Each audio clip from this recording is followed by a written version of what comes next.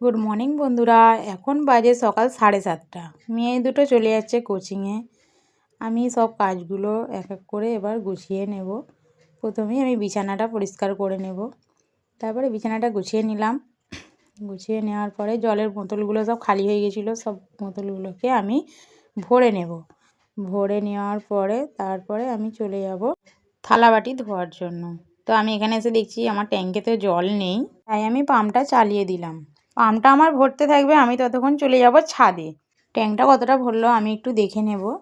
তারপরে এখানে সূর্য উঠছে, আমি চলে যাব অ্যালোভেরা গাছে জল দিতে। অ্যালোভেরা গাছগুলোই আমি জল দিয়ে নেব। অ্যালোভেরা গাছগুলো সারাদিন রোদ্দুরে থাকে, তাই আমি ওদের সকালবেলা একটু এসে জল দিয়ে যাই।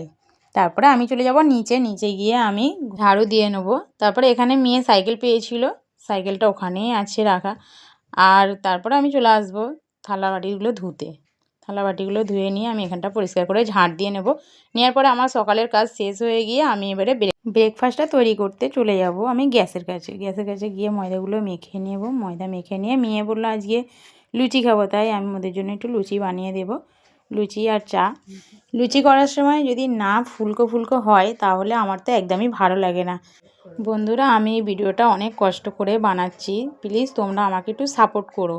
তারপরে দুপুরে রান্নাটা করে নিলাম, তারপরে আমরা বসে যাব লাঞ্চ করতে। আমার ভিডিওটি যদি তোমাদের ভালো লেগে থাকে প্লিজ সাবস্ক্রাইব করে আমার পাশে থেকো। তোমাদের একটা সাবস্ক্রাইবে আমাকে ভিডিও করার উৎসাহ দেয়। বা